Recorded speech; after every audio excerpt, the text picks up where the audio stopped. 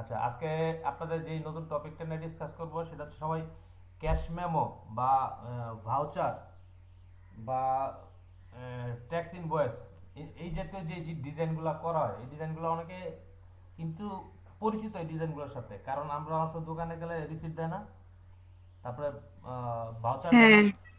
তো এই জি ডিজাইনগুলো স্যার। স্যার দেখছেন কিন্তু কখনো করছেন বা করা হয়েছে? না না স্যার। না স্যার। স্যার। তো এই ডিজাইনগুলোর সাথে আজকে পরিচয় করায় দেই, যাতে আপনারা জিনিসগুলো বুঝতে পারেন। তো এই ভাউচারগুলো সবসময় নর্মালি A5 সাইজের হয়ে থাকে অথবা A6। আচ্ছা, A5 আর A6 এটা সাইজ যদি আপনাদেরকে সহজে বুঝাতে যাই, আমরা নর্মালি যে ফটোকপির দোকানে যে কাগজটা পাই না, ফটোকপি করতে গেলে হ্যাঁ স্যার। এই কাগজটা থাকে হচ্ছে A4। আমরা তো A4 পেপারের নাম শুনছি সবাই, A4 A4 A4। জি স্যার। ওইটাকে যদি দুই জি ভাঁজ স্যার। করেন, কথাটা বুঝবেন, ওই কাগজটাকে যদি দুই ভাঁজ করেন তাহলে প্রতিটা ভাঁজকে আমরা বলবো A5। ক্লিয়ার? প্রতিটা ভাঁজকে বলবো কি? A5। A5। হ্যাঁ, আর ওই কাগজটাকে যদি চার ভাঁজ করেন, কয় ভাঁজ বলছি?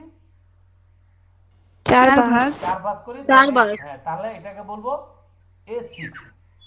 ক্লিয়ার?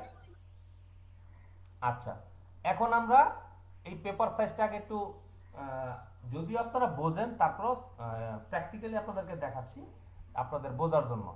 তো A4 যে পেপারটা, A4 পেপারটা সাইজ কত আপনাদেরকে শিখেছিলাম। যদি ইঞ্চিতে বলেন তাহলে A4 পেপারের সাইজ হচ্ছে 8.27 উইডথ আর হাইট হচ্ছে 11.69। তো এইটাকে আমরা মানে সঠিক মাপের জন্য এটাকে আমরা মিলিমিটারে বলি, কারণ মিলিমিটারের মানটা কোনো ফ্র্যাকশন থাকে না। ফ্র্যাকশন কাকে বলে এটা জানেন? সবাই তো এখানে, না স্যার। আল্লাহ, আপনারা অলমোস্ট দশমিক সবাই স্যার। তো অনার্স স্যার গ্রাজুয়েট দশমিক। করেছিলেন। দশমিক দিয়ে যদি কোনো সংখ্যাকে প্রকাশ করা হয় তাকে বলা হয় ফ্র্যাকশন সংখ্যা। দশমিকের পরে যদি কিছু উল্লেখ করা হয়, যেমন এখানে বললাম 8.27 11.69, it's one kind of fraction number. ঠিক আছে? তো ফ্র্যাকশন নাম্বারটা তো এটা অসীম হয়ে যাবে, এটা কিন্তু একদম অ্যাকচুয়ালও না, অ্যাকচুয়ালের কাছাকাছি। বাট আমি যদি এটাকে মিলিমিটারে নেই সেক্ষেত্রে কোনো ফ্র্যাকশন থাকে না। যেমন মিলিমিটারে A4 পেপারের সাইজ হচ্ছে, উইডথে হচ্ছে 210, দ্যাট মিনস 210 মিলিমিটার, আর হাইটে হচ্ছে 297 297 মিলিমিটার। ক্লিয়ার? জি স্যার। 8.27 এবং 11.69 এইটারই মিলিমিটারে যদি প্রকাশ করি তাহলে এই মানটা আসে। তার প্রমাণটা আমি এখন এখানে দিয়ে দিচ্ছি। আমি প্রথমে নিলাম ইঞ্চি, স্ক্রিন তো শেয়ার করা আছে ইঞ্চি। এখন এখানে প্রথমে বললাম উইডথে 8.27 আর হাইটে নিলাম হচ্ছে 11.69। এখন এই মানটাকে আমি শুধুমাত্র মিলিমিটারে নিয়ে যাব। এই দেখেন, মিলিমিটারে ক্লিক করলাম, এই যে দেখছেন 210 আর হচ্ছে 296.92। তাহলে 200, আমি বলছিলাম কত মানটা মিলিমিটারে 297, আর উপরের মান বলছিলাম 210। এখানে 210-এর চাইতে একটু বেশি আসে, স্লাইড। আর এখানে 297 চাইতে কি একটু কম আছে। ব্যাপারটা কি ক্লিয়ার সবাই? জি স্যার। আমি ইঞ্চিতে নিয়ে শুধু মিলিমিটার সিলেক্ট করছি। এই তাহলে মিলিমিটার মানটা আসবে কত? 210।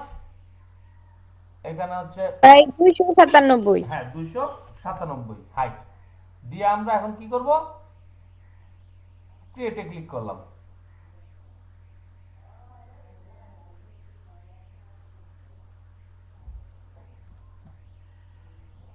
এটা হচ্ছে কি আমার পেপার সাইজ গেল। আচ্ছা, পেপার সাইজ যাওয়ার পরে আমি যেটাকে বললাম এই পেপারটাকে যদি দুই ভাঁজ করি তাহলে আসবে হচ্ছে A5। আচ্ছা, এটা দুই ভাঁজ বলতে এই মাঝখান থেকে দুই ভাঁজ বুঝায়, এইভাবে তো আর দুই ভাঁজ হয় না। তাহলে কি হাইটে অনেক বেশি থেকে গেল, উইডথে কম থাকে, উইডথে বেশি হইলো, হাইটে কম থাকে। তাহলে এইটা দুই ভাঁজ করার জন্য আমরা যেটা করি সেটা হচ্ছে এটারে ক্লিক করেন। ক্লিক করে আমরা এখন নিব হচ্ছে উইথটা চলে যাবে হাইটে, আর হাইটটা হচ্ছে অর্ধেক হয়ে যাবে। তাহলে উইথটা চলে যাবে হাইটে, তাহলে হাইটটা অর্ধেক, হাইটের অর্ধেক হচ্ছে 148.5 ডিভাইডেড হচ্ছে 210। খেয়াল করেন, আগে হাইট উইথ ছিল 210, এখন হাইট হচ্ছে 210 আর উইথ হচ্ছে 148.5। এই যে ক্লিক করেন, এখন এইটারে অন্য একটা কালার দিই আপনাদেরকে দেখার জন্য। এরপর এটা জাস্ট ঘুরাই দিই, 90 ডিগ্রি অ্যাঙ্গেলে ঘুরাইলাম। এই একটা,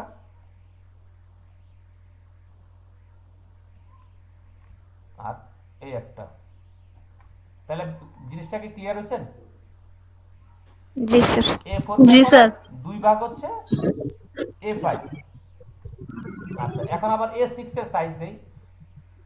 A6 এর সাইজ হবে বলছি কত, এটা 4 ভাগ। তাহলে এইটার আবার অর্ধেক করেন। এটার এখন হাইট হচ্ছে 210, হাইটের 200, হাইট 210 এর অর্ধেক করলে হচ্ছে 105। আর এখানে উইডথ ছিল হচ্ছে 148.5, এটা চলে যাবে হাইটে।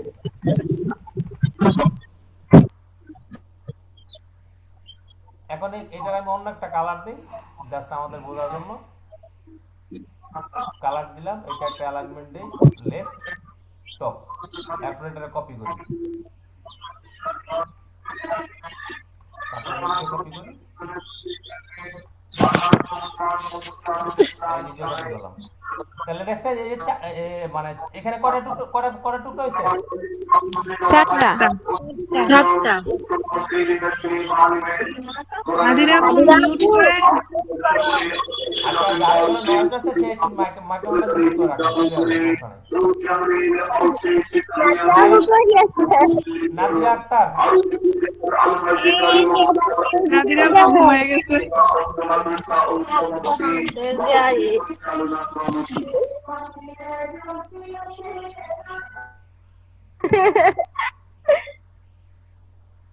আচ্ছা এখন দেখেন আমি যেটা যেটা করছি, এখানে সাদা সাদা যে সাইজটা আছে এটাকে আমরা কি বলবো?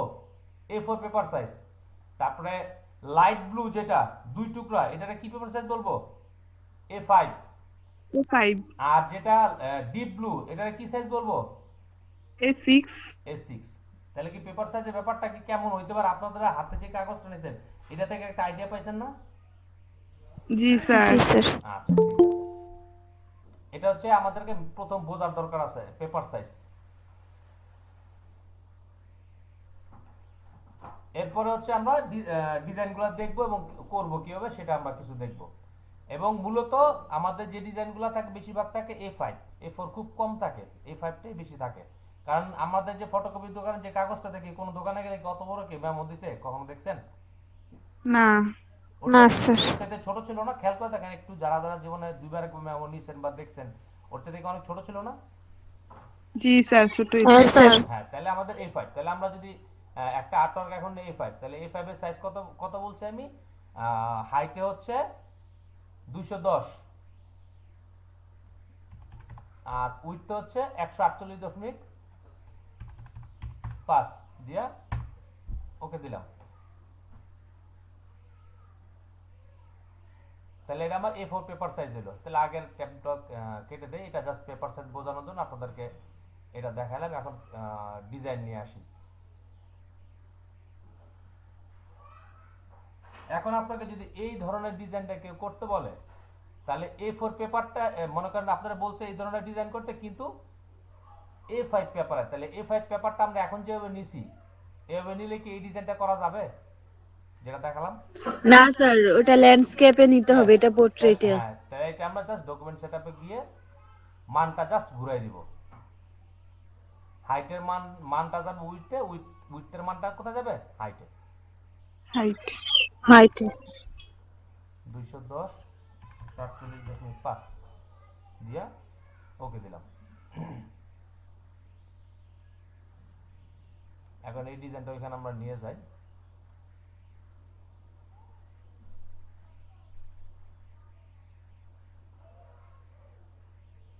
অ্যারাবিকের ব্যাপারগুলো মাথায় নেওয়ার দরকার নাই, জাস্ট আপনারা অন্য জিনিসগুলো খেয়াল করলে বুঝতে হবে। তাহলে প্রথমে আমাদের দরকার কি, এই ক্যাশ মেমো বা ভাউচার বা ট্যাক্স ইনভয়েস এগুলো সব ডিজাইন করার সময় প্রথমে আমার এখন সেফটি এরিয়া মাস্ট লাগবে, কারণ এখানে শুধু লেখাই থাকে বেশিরভাগ, অন্যান্য এলিমেন্ট কম থাকে। আচ্ছা, তাহলে সেফটি এরিয়া নেওয়ার জন্য আমাদের এটার মানটা হচ্ছে আমাদের 148.5 আর হচ্ছে 210। তাহলে দুই জায়গা থেকে আপনি 10 থেকে 15 মিলিমিটার বাদ দিবেন। কত বলছি? 10 থেকে 15 মিলিমিটার। তাহলে আমি যদি 10 মিলিমিটার বাদ দিই, তাহলে এখানে হাইট হচ্ছে 148.5 উইথ হচ্ছে 210, তাহলে উইথ যেহেতু 210, তাহলে 210 থেকে 10 গেলে থাকে হচ্ছে 200, আর 148.5 থেকে যদি 10 যায় তাহলে থাকে হচ্ছে 138.5 দিয়ে ওকে দিলাম।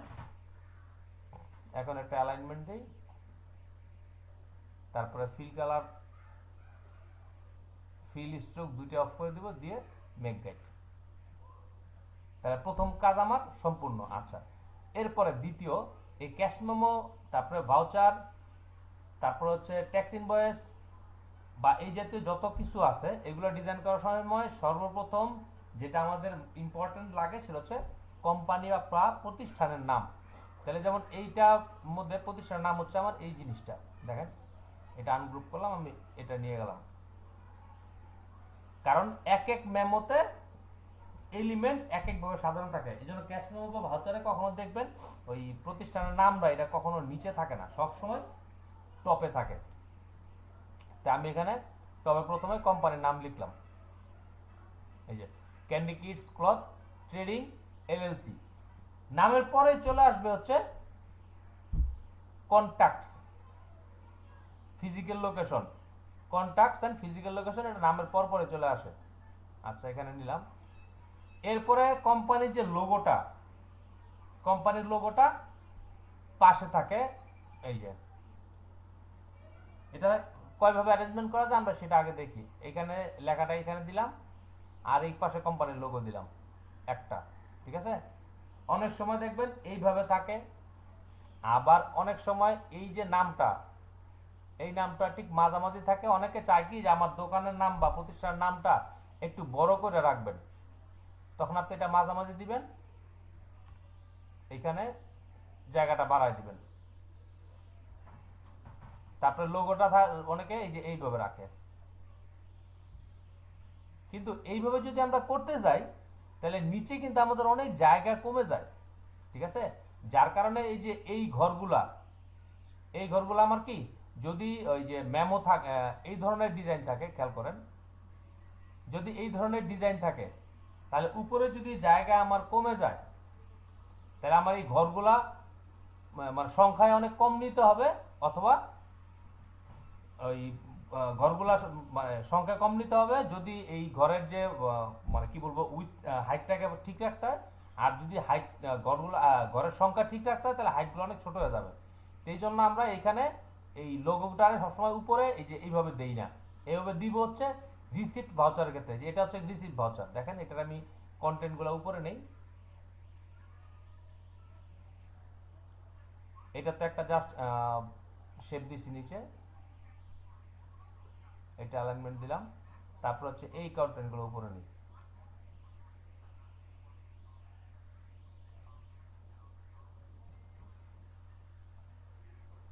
তাহলে দেখেন উপরে যদি লোগোটা নেই, কোম্পানির নামটা নেই, তাহলে জায়গা আমার অনেক কমে যায় এবং এই দুই পাশে অনেক জায়গা আইডিয়াল পড়ে থাকে। এই জন্য আমরা বেশিরভাগ সময় কি করি, লোগোটাকে বাম পাশে রাখি, রেখে নামটাকে এখানে এই জায়গা পরিমাণ অ্যারেঞ্জমেন্ট করে দিই, এবং লোগো এবং নামটা একটু সমান সমান রাখবো আর কি, অথবা লোগোর সাইজটা একটু নামের নাম এবং কন্ট্যাক্টসের চাইতে একটু বেশি হবে।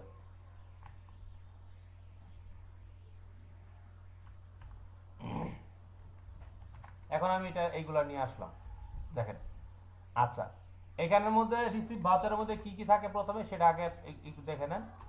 যেমন এখানে কি লেখা আছে, রিসিপ্ট অর পেমেন্ট ভাউচার। এটা যেহেতু আমি অ্যারাবিক মানে ইউ এর জন্য করা, এই জন্য এখানে অ্যারাবিক কি বলে আর কি, অ্যারাবিক লেখাগুলো আছে। তারপর এটার দিকে আসলে ফোকাস করার প্রয়োজন না, আপনি কিন্তু যেটা ফোকাস করবেন সেটা হচ্ছে এখানে কি কি কন্টেন্টগুলো কিভাবে রাখা হয়েছে। আচ্ছা, এখন খেয়াল করেন তো দুই পাশে ফাঁকা জায়গা একটু বেশি, এই যে এই লাল দাগটা পরে ফাঁকা জায়গা কেন? আমি যেই আর্টওয়ার্কের ডিজাইনটা করছিলাম ওই আর্টওয়ার্কের সেফটি রেটে নেওয়া ছিল 15 বা 13 এরকম একটা কিছু, যার জন্য এখানে আরো একটু ফাঁকা জায়গা রয়েছে। আচ্ছা, রিসিপ্ট ভাউচারের মধ্যে কি থাকে, নাম্বার, ডেট, রিসিপ্ট, এবং এটা এই যে ডিজাইনটা করতেছেন এটা রিসিপ্ট ভাউচার না ট্যাক্স ইনভয়েস বা আদার্স কিছু, সেটা এখানে লিখতে হয়। তারপর হচ্ছে সাম অফ ডিএইচ মানে কত টাকা, এটা হচ্ছে ইউইতে লেখা আছে সাম অফ ডিএইচএস মানে ওই টাকা এবং পয়সা, এখানে হচ্ছে টাকা এবং পয়সাটা লিখছে।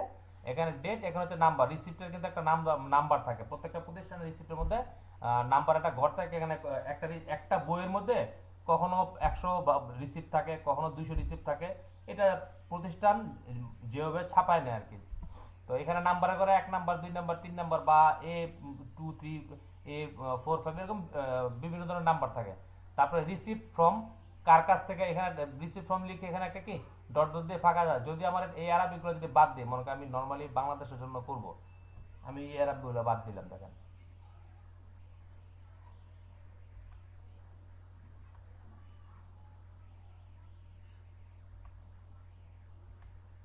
আচ্ছা, প্রথমে এখানে লিখলেন রিসিপ্ট ফ্রম অমুক, লেখার পরে আপনি এইটা এই একটা স্ট্রোক নিয়ে তারপরে ডটেড দিতে পারেন, ঠিক আছে? অথবা আপনি এইভাবে করতে পারেন, এই যে লিখছেন receipt from mister or Mrs লিখে একটু স্পেস দেন, তারপরে কিবোর্ড থেকে ডট চাপেন, এই যে একদম শেষ পর্যন্ত চলে যাবে। এরপর হচ্ছে দ্য সাম অফ ডিএইচএস, মানে কথায় কত টাকা, the sum of DHS total সর্বমোট কত টাকা, এটা আমরা ডিলিট করে দিলাম। বা আমি যদি ওই রকম করতে চাই তাহলে এখান থেকে একটা পেন টুল দিয়ে এখানে একটা ক্লিক করলাম, এই শেষ পর্যন্ত একটা ক্লিক করলাম। ক্লিক করার পরে স্ট্রোকটা আমার প্রয়োজন অনুযায়ী কতটুকু মোটা বা চিকন দিব সেটা আমি এখান থেকে নিয়ে নিলাম। এই যে 1 পিক্সেল দিলাম বা 1.5 দিলাম। দেওয়ার পরে ফিল কালার এখানে অবশ্যই অফ থাকবে। তারপরে এখানে স্ট্রোকে গিয়ে কি ডটেড, এই যে দেখেন ডটেড, ডটেড দেব। ডটেড করে যদি বড় বড় থাকে এখানে ডটের প্রথম করে আইসা ইয়া করেন, একটু সংখ্যাটা ছোট করে দেন। এই যে ডটের ইয়াটা কি বলবো আর কি, ঘনত্বটা, ডটের সংখ্যা বাড়বে এবং ঘনত্ব বাড়বে।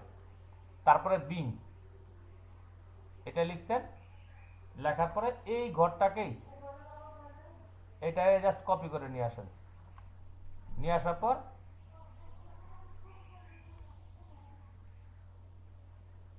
একটু বাড়াই দিলাম এই লাইনটা, অটোমেটিক দেখেন আমার ডটগুলো কিন্তু চলে আসলো। তারপর আরেকটা এটা কপি করলাম, আবার এখানে আনলাম,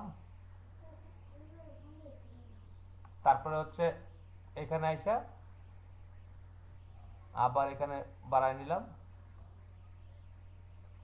তারপর হচ্ছে by cheque or by cash or cheque number, মানে আমি নগদে টাকা দিচ্ছেন নাকি চেক দিচ্ছেন। চেক থাকলে চেকের নাম্বার, চেকের নাম্বার জন্য এই একটা ঘর। তাহলে এটা করার জন্য আবার আমরা এখানে ক্লিক করলাম, এখানে ক্লিক করলাম। ক্লিক করার পর আই প্রপার্টি জাস্ট এখানে ক্লিক করে দেন, চলে আসবে সবকিছু। ওকে, ডান। তারপর যে ডেটেড, কত তারিখের ব্যাপার, যদি চেক দেয় তাহলে চেকটা কত তারিখের। এখন অনেকের কনফিউশন হতে পারে, তার উপরেও ডেট আছে এখানেও ডেট আছে, দুই জায়গায় ডেট কেন? এই ডেটটা কিসের ডেট, যে কত তারিখে তার সাথে আপনার লেনদেন হচ্ছে বা কত তারিখে সেটা ক্রয় করছে। বাট এখানে হচ্ছে যদি ক্যাশ দিলে তো ক্যাশ দিল, আর যদি চেক দেয় তাহলে এই ঘরবুদ্ধিটাতে লেখা হবে। বাট যদি চেক না দেয়, ক্যাশ দেয়, শুধু এখানে টিক মার্ক দিয়ে দিবেন, মানে দোকানদার টিক মার্ক দিয়ে দিবে। বাট ডিজাইনাররা এটা জাস্ট লিখে দিবে, অপশনটা দিয়ে দিবে।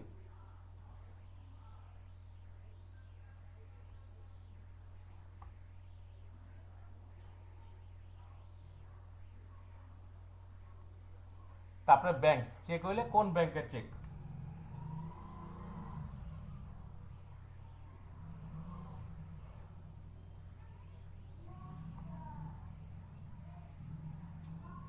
একটা ডিজাইন করছি আইড্রোবার টুল দিয়ে, জাস্ট ক্লিক করে করে এটা করতেছি।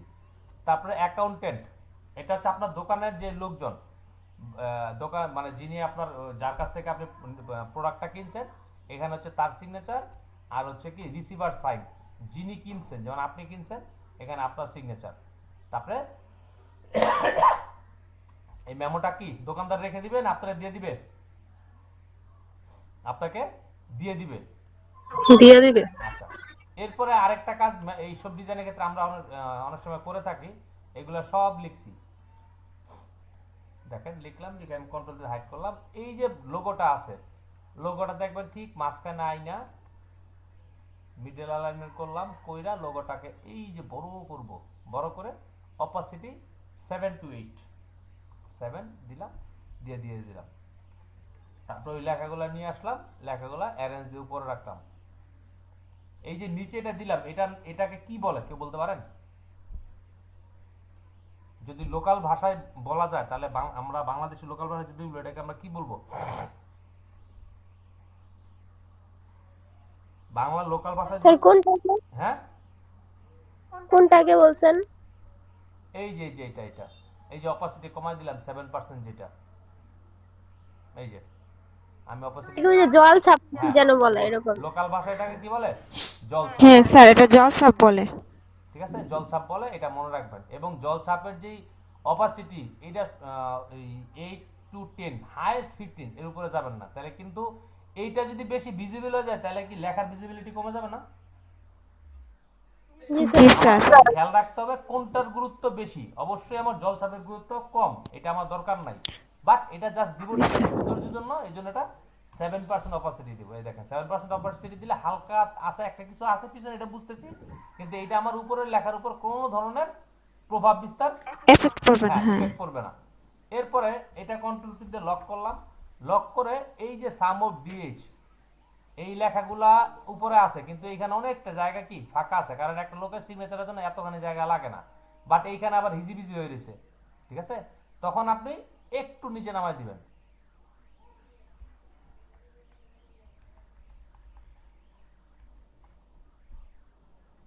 ঠিক আছে, তাহলে এখন এই ক্যাশ মেমো ডিজাইনের ক্ষেত্রে, সরি এটা হচ্ছে রিসিভ বা পেমেন্ট ভাউচার, এই ভাউচার ডিজাইনের ক্ষেত্রে ভাউচার আর মেমো দুইটা দুই জিনিস। আচ্ছা, এই ভাউচার ডিজাইন করার ক্ষেত্রে যেটা প্রথম আপনাকে বলছি, প্রথমে লোগোটা বাম পাশে অথবা উপরে এরকম ক্লায়েন্টের ইচ্ছা অনুযায়ী রাখবেন, কিন্তু আপনি নর্মালি বাম পাশে রেখে, যেহেতু প্রতিষ্ঠানের নামটা আমার প্রয়োজন, প্রতিষ্ঠানের নামটা এখানে দিবেন। যদি প্রতিষ্ঠানের লোগো না থাকে তাহলে একদম এই শুরু থেকে শেষ পর্যন্ত তার নামটাই দিবেন। আচ্ছা, এখন এইখানে নাম পছন্দ করার ক্ষেত্রে আপনি যদি ফন্টের ব্যাপারটা ইম্পর্টেন্ট, যেমন এখানে একটা ফন্ট আছে এটা, এখন এই ফন্টটা না নিয়ে আমি যদি বেবাস নিয়ে ফন্ট নেই যার হাইট অনেক বেশি, এই যে BEBAS বেবাস নিউ একটা ফন্ট আছে, এটা যদি নেই, এই দেখেন এখন যদি হাইট বাড়াই দেই, সরি আমার জায়গাটা ফিল আপ করতে যাই,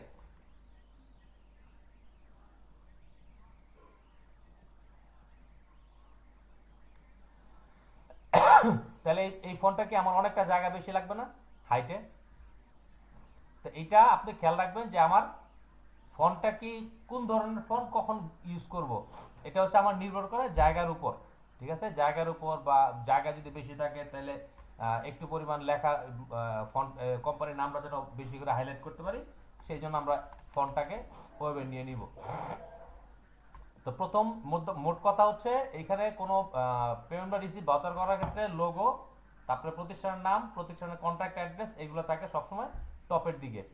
আর এর পরপরই থাকে এই পেমেন্ট ভাউচার কথাটা লেখা থাকে, তারপরে কত তারিখে লেখা, মানে এই পেমেন্ট ভাউচার, মানে এই পেমেন্ট ভাউচারটা ইউজ করা হবে সেই ডেটের কথাটা থাকে, তারপরে receipt, the sum of DH being by cheque or cash bank, বা যদি বাংলাদেশি কোনো মেম্বারের জন্য করেন তাহলে এখানে বাংলায় কথাগুলো লিখে দিবেন, যে কার কাছ থেকে নেওয়া হয়েছে এরকম দা সর্বমোট টাকা, তারপরে চেক বা ক্যাশ, তারপরে ব্যাংক, তারিখ। ঠিক আছে, এই তারিখটা কোন তারিখ, এই চেকের যে তারিখ সেই তারিখ। যদি বাই ক্যাশ হয় তাহলে এই ঘর এই ঘর এই ঘর তিনোটাই কি ফাঁকা থাকবে। তাহলে এটা কি গেল পেমেন্ট বা রিসিভ ভাউচার। তাহলে এই ডিজাইনটা করার ক্ষেত্রে কারো কোনো সমস্যা আছে যে করতে পারবেন না আমাকে বলেন। অ্যারাবিক লেখার কথা জিজ্ঞেস করার দরকার নাই, কারণ অ্যারাবিকটা ডিফারেন্ট জিনিস। নরমালি যদি ইংলিশে বলা হয় আপনাকে এই ডিজাইনটা করতে কি কারো কোনো সমস্যা আছে?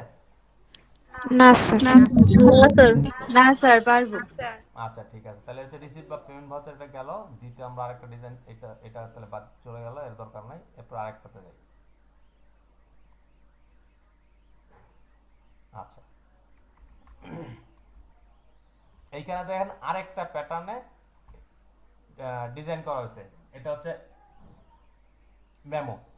আচ্ছা, মেমোর মধ্যে প্রথমেই থাকে, মেমো বলতে এর মধ্যে কি অনেক ধরনের এলিমেন্ট থাকতে পারে। যেমন আপনি একটা প্রতিষ্ঠানে গেছেন, যাওয়ার পর কলম কিনছেন 1 ডজন, পেপার কাগজ কিনছেন কিছু, তারপরে আপনি ওই দোকান থেকে বই কিনছেন, তারপরে হচ্ছে আপনার কিছু পেন্সিল কিনছেন, কিছু রবার কিনছেন, এরকম আপনি কয়েকটা আইটেম কিনছেন। সেটা 2টা হইতে পারে, 1টা হইতে পারে, 5টা হইতে পারে, 10টা হইতে পারে।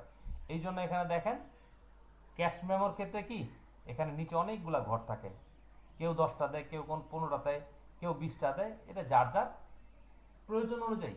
কিন্তু পেপার সাইজটা যেটা বলছি, পেপার সাইজটা ওই A5 A4 A6 এর ভিতরে থাকবে। তবে ক্যাশ মেমোগুলো A5 অথবা A4 হয়, A6 ক্যাশ মেমোটা কম হয়। ঠিক আছে, A6 ক্যাশ মেমো কিসের হয়?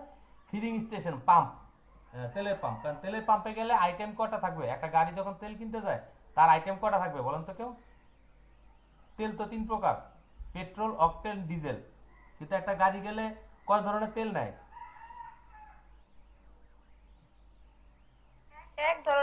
সব সময় মনে রাখবেন, যে কোনো ভেহিকেলই যাক তেলে পেট্রোল পাম্পে, সে এক ধরনের তেল কিনবে, হয় অকটেন, নয় পেট্রোল, নয় ডিজেল। এই জন্য ওই ফিলিং স্টেশনের যে জন্য যেই ক্যাশ মেমো ডিজাইন করা হয়, ঠিক আছে, ওইটা ওইটা ছোট থাকে, A6 পেপারে থাকে, কারণ ওইখানে আইটেম থাকে একটা। বিষয়টা কি বুঝতে পারতেছেন? জি স্যার। জি স্যার। কিন্তু এই লেখাগুলো সমান থাকতে পারে, যেমন description, serial number, quantity, rate, amount. Quantity বলতে কি বোঝায়? পরিমাণ, যে কয় লিটার সে ওই তেল সে বাই করলো। তারপরে রেট, কত করে রেট, ঠিক আছে, রেটটা এখানে রেটের ঘরে এখানে থাকে। তারপর হচ্ছে অ্যামাউন্ট, রেটের ঘরে দেখেন দুইটা থাকে, একটা হচ্ছে টাকা, একটা হচ্ছে পয়সা। কারণ তেলগুলা কিন্তু আমাদের দেশে এখনো ওই 101 টাকা 30 পয়সা বা 99 টাকা 50 পয়সা এরকম একটা ব্যাপার থাকে। তাহলে 50 পয়সার জন্য এই ঘরটা হচ্ছে পয়সার, এই ঘরটা হচ্ছে টাকার। তাহলে অ্যামাউন্টের ঘরে গিয়েও তো পয়সার ব্যাপারটা আসতে পারে। ঠিক আছে, এই জন্য অ্যামাউন্টের ঘরেও টাকা এবং পয়সা এই দুইটা ঘর থাকে। কোয়ান্টিটি হচ্ছে পরিমাণ। তাহলে এখানে দেখেন, যদি ক্যাশ মেমো ডিজাইন করতে চান তাহলে কি কি কি সেগমেন্ট পার ঘর থাকে? প্রথমে কি থাকে মনে রাখবেন? সিরিয়াল নাম্বার, তারপর থাকে বিবরণ, তারপর থাকে পরিমাণ, তারপর হচ্ছে এটারে বাংলায় বলে কি? রেটের বাংলা কি কেউ বলেন দেখি? যদি বাংলাদেশি কোনো মেম্বারের জন্য স্যার দর। হ্যাঁ, স্যার দর। থ্যাংক ইউ, দর। তারপর হচ্ছে অ্যামাউন্ট, এখানে লেখা থাকে সর্বমোট টাকা। অ্যামাউন্টের ঘরে কি থাকে? সর্বমোট টাকা। তাহলে প্রথম হচ্ছে ক্রমিক নং, তারপর হচ্ছে বিবরণ, তারপর হচ্ছে পরিমাণ, তারপর হচ্ছে রেট হচ্ছে আপনার এই যে দর, তারপর হচ্ছে আপনারা অ্যামাউন্ট, সর্বমোট টাকা। এরকম লেখাগুলা লিখে এই যে এটা এটা দেখলেন।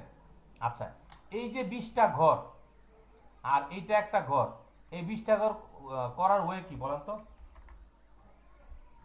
এই ডিজাইনটা যদি করতে চান তাহলে এই ঘরটা, এই 20টা ঘর তৈরি করবেন কেমনে ওয়ে, সেটা আমি আসতেছি। তার আগে উপরে দেখেন এখানে সাজানো আছে কি হবে।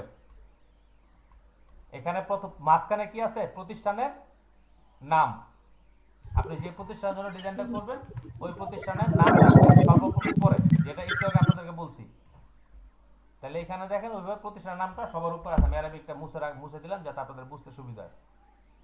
এই যে এটা হচ্ছে প্রতিষ্ঠানের নাম, এবং এইখানে দেখেন অ্যাড্রেস, ফোন নাম্বার কিভাবে ইউজ করা হয়েছে। যেহেতু এখানে কি দুইটা ভাষায় করা হয়েছে, এই জন্য বাম সাইডে দেওয়া হয়েছে ফোন নাম্বার অ্যারাবিকটা, সরি ডান সাইডে দেওয়া হয়েছে অ্যারাবিকটা, কারণ অ্যারাবিক লেখা কি ডান দিক থেকে বাম দিকে যায়, আর ইংলিশ লেখা কোন দিকে যায়?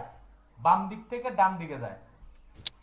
তাহলে এখানে দেখেন এই যে প্রতিষ্ঠানের 3 জনের নাম এবং প্রতিষ্ঠানের ফিজিক্যাল লোকেশন এখানে দেওয়া হয়েছে, ইংলিশটা বাম দিকে আর অ্যারাবিকটা ডান দিকে। এবং এখানে নামের পাশে এই যে আইকন বসানো হয়েছে, এই কাজটা আপনারা অলমোস্ট সবাই পারেন, জানেন। আর এখানে টিআরএন নাম্বার কি?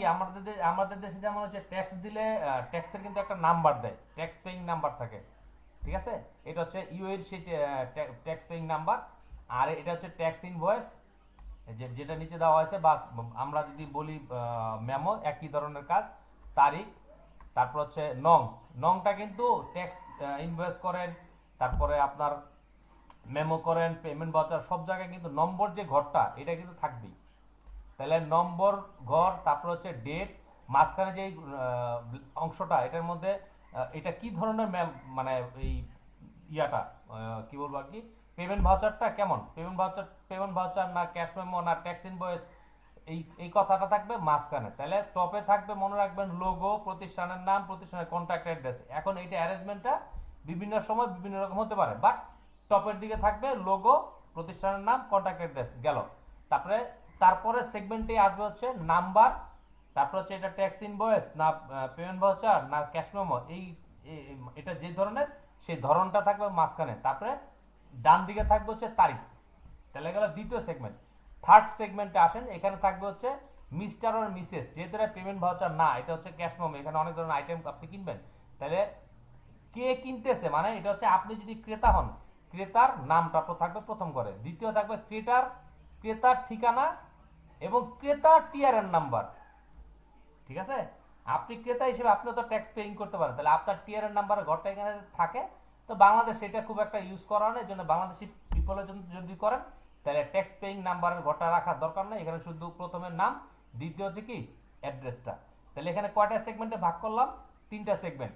প্রথম সেগমেন্টে থাকবে হচ্ছে নাম, লোগো এবং হচ্ছে কন্ট্যাক্ট অ্যাড্রেস। দ্বিতীয় সেগমেন্টে হচ্ছে নাম্বার, তারপর হচ্ছে এটা কি ধরনের পেমেন্ট ভাউচার সেটা থাকবে, এটা ট্যাক্স ইনভয়েস না ওই ক্যাশ মেমো আমার পেমেন্ট ভাউচার, এটা থার্ডে থাকবে হচ্ছে কি ডেটেড। তাহলে দুটো সেগমেন্ট করে, থার্ড সেগমেন্ট হচ্ছে ক্রেতার নাম, ক্রেতার নাম আর ক্রেতার অ্যাড্রেসের জন্য ঘর। কারণ এখানে তো বিভিন্ন ধরনের ক্রেতা আসবে, তাহলে কি মিস্টার এবং মিসেসের ঘরে আমরা কারো নাম বসাবো? বসাবো না, কারণ এটা যখন ওই দোকানদার মানে বিজনেস ফার্ম এটা ইউজ করবে তখন সে ক্রেতার নাম বসাবে, কারণ যে ক্রেতা কিনবে তার নাম, তারপর হচ্ছে অ্যাড্রেস। ঠিক আছে, এই হচ্ছে থার্ড সেগমেন্ট। ফোর্থ সেগমেন্টে এসে এই ইম্পর্টেন্ট যে ব্যাপারগুলো থাকে এই ব্যাপারগুলো। এখন এই কাজগুলো করার সময় আমরা কিভাবে করি দেখেন, আমি এই অংশটা ডিজাইন করলাম, করে আমি এটা গ্রুপ করে হাইডও করতে পারি অথবা কন্ট্রোল টুতে লক করে রাখতে হয়, যে এটা আমার জন্য কোনো ডিস্টার্ব না করে। এখন এই অংশটা আমরা ডিজাইন করার জন্য একটু দেখাই দিই আপনাদেরকে, সরাই নিলাম।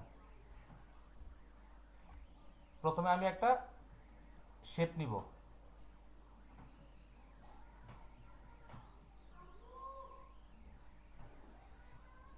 আমার যতটুকু জায়গা লাগবে এটা সেই অনুযায়ী আমি আগে একটা শেপ নিব, নেওয়ার পরে এই ঘরটাতে আমাদের এই যে এই ঘরটা আমাদের খেয়াল করব যে আমাদের এখানে ঘরগুলা কেমন থাকবে এবং কি কি অংশ থাকবে। যেমন দেখেন এইটাতে কিন্তু নিচে 3টে অংশ আছে, টোটাল, সাব টোটালের এই অংশগুলো আছে। আমি কালার চেঞ্জ করে দিচ্ছি আপনাদেরকে জাস্ট দেখার জন্য। এই যে এই ঘরটা আর এই ঘরটা, এই চারটা ঘর এক সাইজে থাকতে পারে। ঠিক আছে, আর মাঝখানের ঘরগুলো বিবরণ যে কয়টা কি কি নিছেন এই অংশগুলো একটু ছোট থাকে। তাহলে প্রথমের ঘরটা নেওয়ার জন্য প্রথমে আমি একটা লাইন টেন নিই। দেখেন ফার্স্টে এই লাইনটা টানলাম, টানার পর এটার একটা আমরা স্ট্রোকটা 1 অথবা 1.5 এই দুইটা মান দিয়ে আমি কাজ করি। 1.5 দিলাম, দেওয়ার পরে প্রথম ঘরটা যতটুকু বড় হবে, এই যে এটা এমন প্রথম ঘরটা দিলাম, নেওয়ার পরে এটার আবার কপি করে লাস্টে একটা নেই,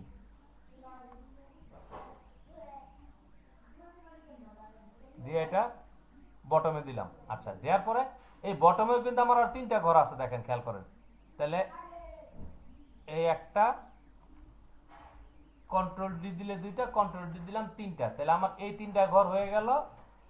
এই যে এই 3টা, আর উপরে একটা সেগমেন্ট লাগবে, এই কটা নিলাম। তাহলে এখন সবগুলো লাইন আমি একটা গ্রুপ করব। দেখেন গ্রুপ করলাম, কন্ট্রোল দিয়ে হাইড করে দেখলাম যে গ্রুপটা ঠিক মতো হয়েছে কিনা। আচ্ছা, এখন কন্ট্রোল 2 দিয়ে এরও লক করে দিলাম।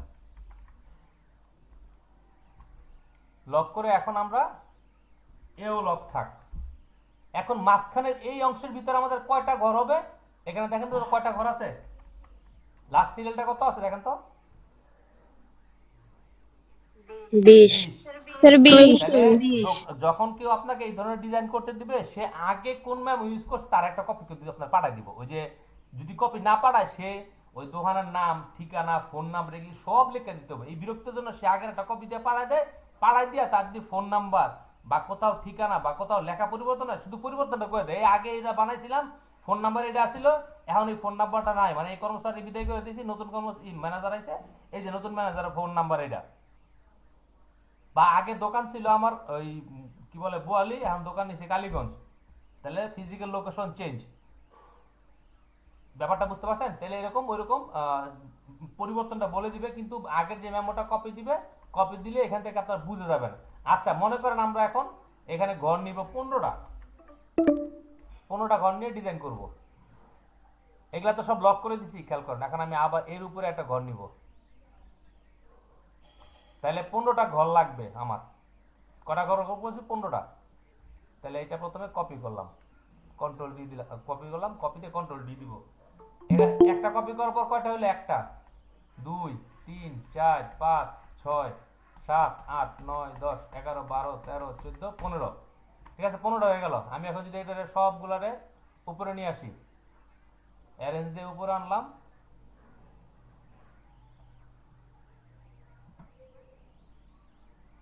আনার পর একটা লেফট অ্যালাইনমেন্ট দিলাম, তারপরে উপরে নিয়ে আসলাম। উপরে নিয়ে আসার পর ফিল কালার অফ করে দেন, স্ট্রোক এসে 1.5 দিলাম। এখন আমার জায়গা অনেক বেশি আছে, কিন্তু ঘরগুলো ছোট ছোট। আমি এই জায়গাটা মেকআপ করবো কি হবে? আমি এই লাইনটা জাস্ট টান দিব, দেখেন এটার উপরে আনলাম।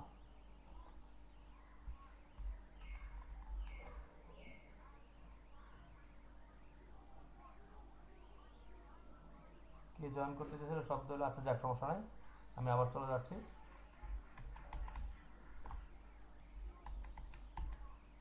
এই যে উপরে উপরে বসাই দিলাম। বসাই দেওয়ার পরে দেখেন এই ঘরটা সবগুলা সিলেক্ট করলাম। এখন কি করব শিমলা বলেন তো? স্যার অ্যালাইনমেন্ট একদম দিবেন, মানে নিচে পর্যন্ত। না আপু, এখানে জাস্ট স্পেসিং দিব। এই যে দেখেন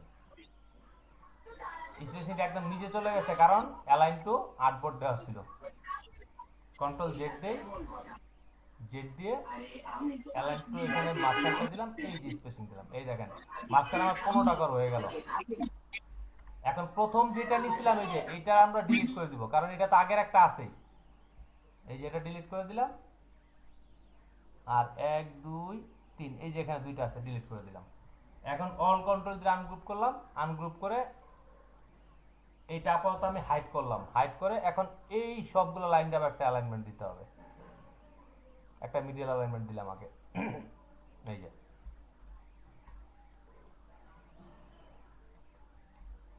মিডিয়াল অ্যালাইনমেন্ট দেওয়ার পরে এখন এইখানে সবগুলোর একটা গ্রুপ করব।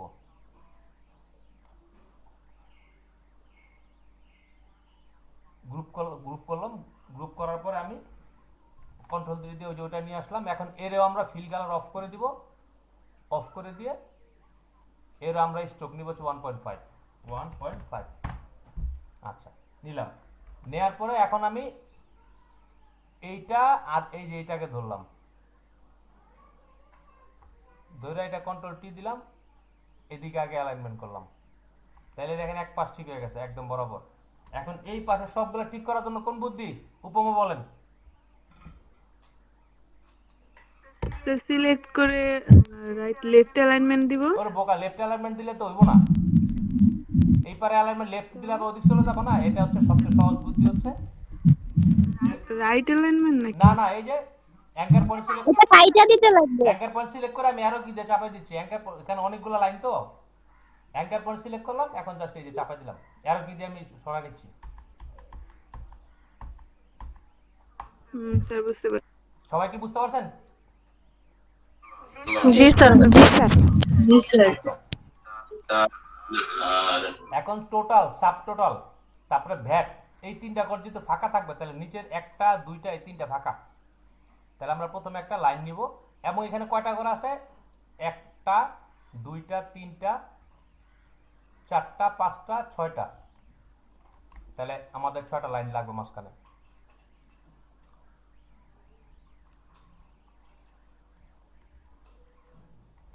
ছয়টা লাইনের জন্য এখন আমরা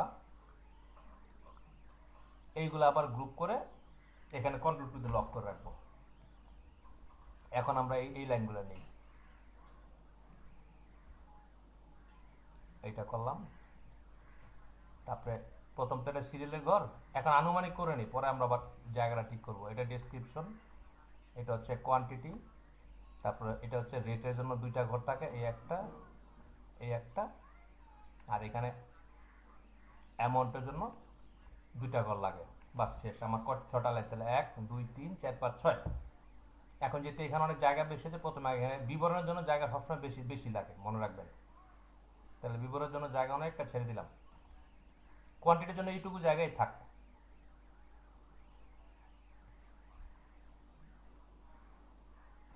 তাহলে এই কটার আমরা একটা স্পেসিং দিব। তাহলে এই জায়গা থেকে এই জায়গা পর্যন্ত আমার স্পেসিং সমান লাগবে। তাহলে আমরা এইখানে যদি একটা কপি নেই এটা, এখন যদি আমি এইখানে এই কয়টা ছিল এইটা না, এইটা ছাড়া এটা সিলেক্ট করলাম, এখন এখানে একটা স্পেসিং দিব, এই যে স্পেসিং দিলাম। স্পেসিং দেওয়া শেষ হলেই আমি এটা জাস্ট ডিলিট করে দিলাম, যেটা এক্সট্রা নিয়েছিলাম। আচ্ছা, এটা তো কোয়ান্টিটি করে এটা পুরাই থাকবে, কিন্তু এখানে টাকা আর পয়সা, এই দেখেন রেট, ঠিক আছে, রেটের ঘরে টাকা এবং পয়সা দুইটা ঘর থাকে। তাহলে এটা থাকবে রেট, এই দুইটা ঘর রেটের জন্য, এই দুইটা ঘর অ্যামাউন্টের জন্য। তাহলে এইটার আমি একটু অ্যাঙ্কার পয়েন্টে নিচে নামাই দিব। ঠিক তদ্রুপভাবে এইটাও অ্যাঙ্কার পয়েন্টে নিচে নামাই দিব।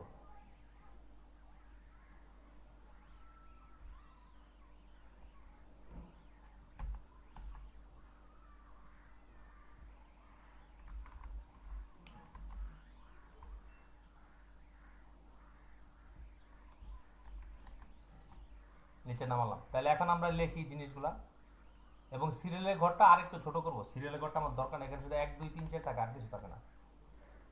যদি বাংলায় লিখি তাহলে কি লিখবো? নং। ইংলিশে লিখলাম নাম্বার। তারপরে লিখবো হচ্ছে ডেসক্রিপশন এখানে, আর বাংলায় লিখবো হচ্ছে বিবরণ, DESCRIPTION, ডেসক্রিপশন।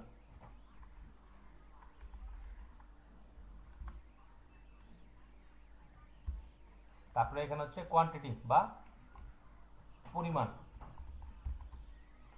QTY। তারপর হচ্ছে রেট। এখন এখানে রেটের ঘরটাতে উপরে লিখবো রেট, RAT, রেট। তারপরে এখানে একটা লাইন টেনে দিব,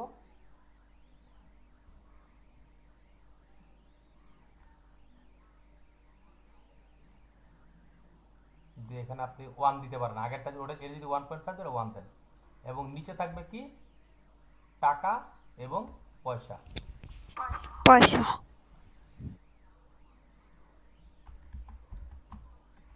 TAT, টাকা, আমি আমাদের ভাষায় লিখলাম। এবং এই টাকার ফন্ট সাইজটা অবশ্যই রেটের চাইতে একটু কম হবে।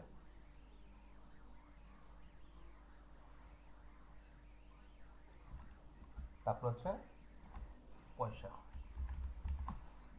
PAISA, পয়সা।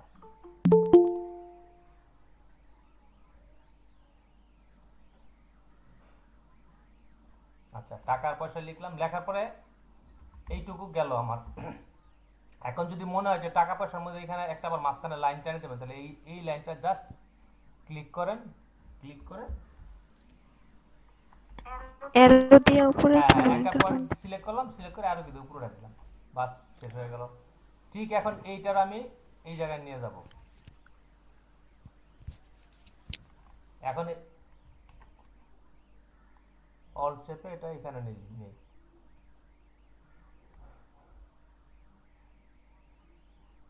নিলাম। নেয়ার পরে দ্বিতীয় কি, এইটারও কপি করব, এটা অ্যামাউন্ট। হ্যাঁ, এটা অ্যামাউন্ট।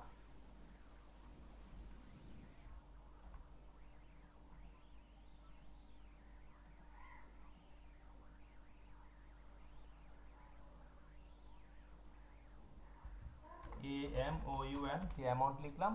এই অ্যামাউন্ট আর রেট অবশ্যই এই দুটা কি সেম সাইজ ফন্ট থাকবে না, নাহলে পার্থক্য হবে। এটা জি হ্যাঁ, স্যার। পার্থক্য হবে নিচে।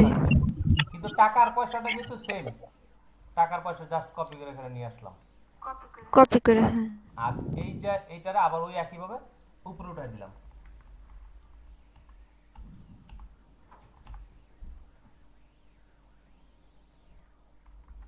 তাহলে দেখেন তো আমার অলমোস্ট এখানে কি এইটুকু কাজ শেষ হয়েছে না হয় নাই? হয়েছে এটা স্যার। হয় না, এটা হচ্ছে যে অ্যালাইনমেন্ট, এটা অ্যালাইনমেন্ট লাগবে। এটা অ্যালাইনমেন্ট করার জন্য আমরা এখন অ্যালাইনমেন্ট দিতে হবে। অ্যালাইনমেন্ট ছাড়া কিন্তু ডিজাইন কখনোই পরিপূর্ণতা পাবে না, মনে রাখবেন। তাহলে আমি এখানে একটা শেপ নিলাম, আলগা একটা শেপ নিলাম, ঠিক আছে। এই অ্যালাইনমেন্ট কিন্তু অন্য কোনো ভাবেই হবে না, এই যে নিয়ে অ্যালাইনমেন্ট করে দিলাম। ঠিক তদ্রুপ ভাবে যদি আমার এই যে নঙের এই ঘরটা অ্যালাইনমেন্ট করতে হয়, এই নঙের ঘরে যে জায়গা আছে এই অনুপাতে একটা শেপ নেবেন, নিয়ে একটা অ্যালাইনমেন্ট দিবেন। ঠিক আছে? এইভাবে করে এই প্রত্যেকটা এই ঘরগুলো অ্যালাইনমেন্ট করবেন, কোনো সমস্যা থাকলে আমার বলবেন। আচ্ছা, অ্যালাইনমেন্ট করলাম, এই রেট, অ্যামাউন্ট, কোয়ান্টিটি, ডেসক্রিপশন, নং। দেখেন তো অলমোস্ট আমরা এটা করলাম। এরপরে নিচে যে ঘরটা আছে এটা আমরা দেখবো কেমন ভাবে আছে। এই যে টোটাল, সাব টোটাল, তাহলে হচ্ছে আমাদের এই প্রথম কোয়ান্টিটির ঘর থেকে একটা লাইন নিচে চলে আসবে, তার মানে এইটা থেকে। তাহলে এই নিচে অ্যাঙ্কার পয়েন্টে ক্লিক করবো, জাস্ট ক্লিক করে একটা টান দেন। এখানে তাড়াহুড়া করা যাবে না, একটু ধৈর্য ধরে কাজ করতে হবে। মানে এই ছোট ছোট, মানে যেহেতু এখানে দুইটা লাইন আমরা করবো না, একটা লাইনের উপরে কাজ করব। বাস। স্যার সময় উঠে গেছে তো 4 মিনিট। আচ্ছা তাহলে আচ্ছা, এতক্ষণ এখানে যেটা করলাম মেমোর ক্ষেত্রে দেখেন, এটা কি কার কোনো প্রবলেম আছে? এই যে যেই ডিজাইনটুকু করছি, স্পেসিং করা, ঘর করা, না স্যার, প্রবলেম নেই। না স্যার। আচ্ছা, তাহলে আমরা এই লাইনটারে অ্যাঙ্কার পয়েন্টের নিচে নামাইছি। দেখেন এরপরে কি sub total, VAT, grand total, এখানে আর দুইটা লাইন নামবে। তাহলে এই দুইটা ঘর লেখার জন্য রাখবো, আর এই দুইটা ঘর আবার নিচে নামাবো। দেখেন এই দুইটাকে সিলেক্ট করলাম, যেই দুইটা দরকার শুধু ওই দুইটা সিলেক্ট করলাম। সিলেক্ট করে এই অ্যাঙ্কার পয়েন্ট সিলেক্ট করলাম, শিফট ধরে এই অ্যাঙ্কার পয়েন্ট সিলেক্ট করলাম। এখন জাস্ট আমি একবারে টান দিলাম, এরো কি না, এখন জাস্ট এমনি নর্মালি অ্যাঙ্কার পয়েন্টটাকে আমি টাইনে বড় করলাম। এই দেখেন উপর আর কিন্তু কোনো ঝামেলা হয় না, যেভাবে ছিল ওইভাবে হয়েছে। এখন এখানে কি আছে? Sub total.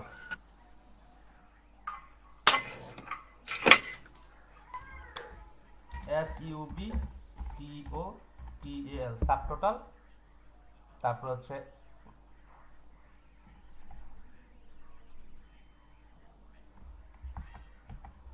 এইসব জায়গায় এসে জুম করে করে কাজ করবেন।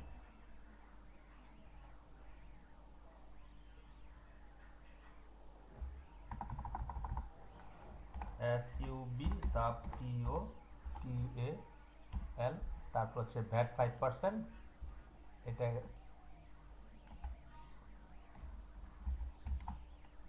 VAT ভ্যাট 5%, তারপর হচ্ছে গ্র্যান্ড টোটাল।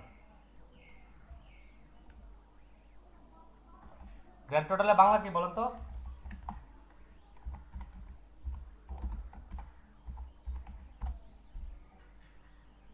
সর্বমোট টাকা।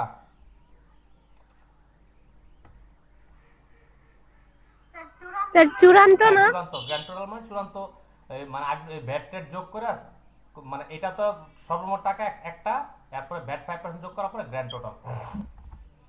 বাস এখানে বসালাম। আচ্ছা, এই ঘরটাতে অনেক সময় কি করে ওই ফাঁকা রাখে, এই যে এখানে দুইটা লাইন আছে, অনেক সময় লাইন থাকে, অনেক সময় ফাঁকা রাখে। যদি আপনার বায়ার বলে এই জায়গাটা টোটালটা ফাঁকা করবেন, দেখেন খেয়াল করেন, যদি বলে কি টোটালটা ফাঁকা করবেন, তাহলে আপনি কি করবেন? প্রথমে এই যে লক করছিলাম এটা আনলক করলাম, আনলক করে এই ঘরে ক্লিক করবেন। দেখেন এই ঘরে ক্লিক করবো, দেখতেছি আরো অন্যান্য কিছু সিলেক্ট হয়, আনগ্রুপ। আবার এই ঘরে ক্লিক করলাম, আরো আবার সিলেক্ট হয় আনগ্রুপ। আবার এখানে ক্লিক করলাম, দেখি হ্যাঁ এখানে এখন এটা সিলেক্ট হয়েছে আর এইটা সিলেক্ট হয়েছে, যেহেতু এই জায়গাটা ফাঁকা করবো। খেয়াল করেন এখন আমি অ্যাঙ্কার পয়েন্ট কোথায় সিলেক্ট করব? এই মাথায়, এইখানে ক্লিক, এইখানে ক্লিক। এখন জাস্ট এই যে ধরে পিছনে নিয়ে আসেন। ক্লিয়ার? আচ্ছা, আবার যদি বায়ার আপনার বলে তুমি এখানে তো 15টা ঘর করছো, এখানে আর 5টা ঘর বাড়ায় দাও, ঘরগুলো চিকনো কিন্তু আর 5টা বাড়ায় দাও। 5টা বাড়ায় দেওয়ার জন্য যদি বলে, তাহলে আপনি কি করবেন? প্রথমে আপনি এই যে সাইডের এই যে ইয়াটা নিয়েছিলাম, এটা কন্ট্রোল 3 দিয়ে হাইড করলাম। হাইড করার পরে এইগুলো তো আমার ঠিকই থাকবে, এইটা এইটা এইটা এগুলো সব আমার ঠিক থাকবে, শুধু মাঝখানে 5টা ঘর বাড়বে। তাহলে আমি কি করব? এখানে 5টা ঘর, 5টা লাইন অতিরিক্ত নিই।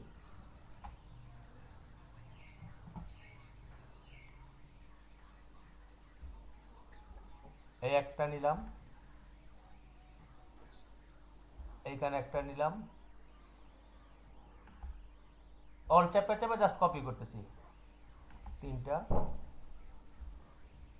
4টা, 5টা, জাস্ট দেখেন 5টা নিলাম। এখন আমার কি করতে হবে? জাস্ট স্পেসিং ঠিক করতে হবে। তাহলে এইখান থেকে দেখেন শুরু করলাম, এইখান থেকে স্পেসিং কিন্তু এইখান থেকে ঠিক হবে না, এইখান থেকে একদম নিচ পর্যন্ত সিলেক্ট করলাম, সিলেক্ট করে অ্যালাইনে গেলাম, জাস্ট স্পেসিং। এই দেখেন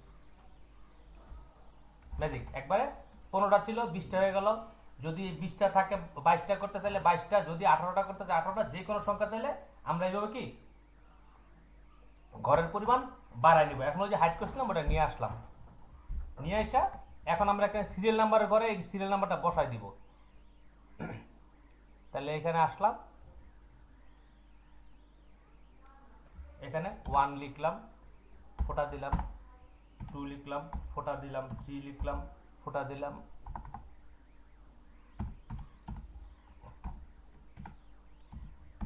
এইভাবে করে আমরা মনে করেন 20 পর্যন্ত, যেহেতু ঘর 20 পর্যন্ত আমরা লিখব। লেখার পরে এইটাকে আমরা এখানে আনলাম। দেখেন আমি আর দুই একটা লিখি,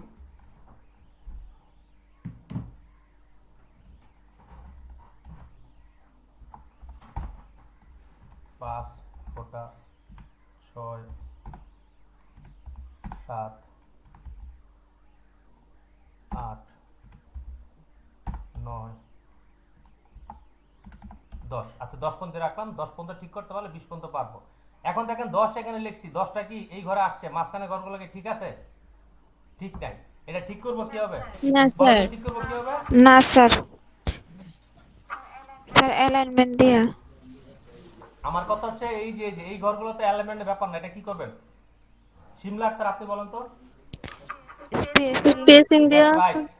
আমি এই কথাটাই শোনার স্যার জন্য অনুরোধ স্পেসিং দিয়ে করতেছিলাম। করতে হবে। এখানে জাস্ট এই যে টাইপ টুলের এই ঘরে যাবেন, এখান থেকে এই স্পেসিং মানে এই যে এটা একটু বাড়ান, এই দেখেন জায়গার জিনিস জায়গায় চলে আসতেছে অটোমেটিক্যালি। এখন দেখেন স্পেসিং ঠিক হয়েছে, প্রত্যেকটা ঘরে চলে আসছে সংখ্যাগুলা। তাহলে জি 20 স্যার। পর্যন্ত থাকলেও আমাদের কোনো সমস্যা নেই, চলে আসবে। কিন্তু এখানে আরেকটা জিনিস যেটা ঘটলো, এই 10টা চলে গেছে একটা সাইডে, ঠিক আছে? এটা ঠিক করার জন্য এই যে মিডল স্পেসিং দেন, এই যে মিডল, সাইডে চলে গেছে এটা স্যার। মিডল অ্যালাইনমেন্ট দেন দিয়া। এখন এটা মিডল অ্যালাইনমেন্ট না, এটা বলবো প্যারাগ্রাফ। এই যে মিডল প্যারাগ্রাফ দিয়েছি, এই দেখেন এখন 10টা কি মাঝামাঝি চলে আসছে। তাহলে দেখেন তো আমরা এই টোটাল মেমোটা, এই অংশটা টোটাল ডিজাইন করা শিখলাম। তারপরে বুঝতে কারো সমস্যা হয়েছে? না স্যার। আচ্ছা, এখানে যেহেতু অ্যারাবিকটা ছিল, আমি অ্যারাবিকটা ডিলিট করে দিই, অ্যারাবিকটা দরকার নাই। এইখানেও অ্যারাবিকটা ছিল, এটাও ডিলিট করে দেই। এখানে সিগনেচার ঘরটা এটা এটা থাকলো, একটা মানুষ সিগনেচার করতে এতক্ষণ জায়গা লাগে, শুধু এই সিগনেচার লেখাটা আমরা মিডলে নিয়ে আসবো। এটা মিডলে আনলাম, এইটা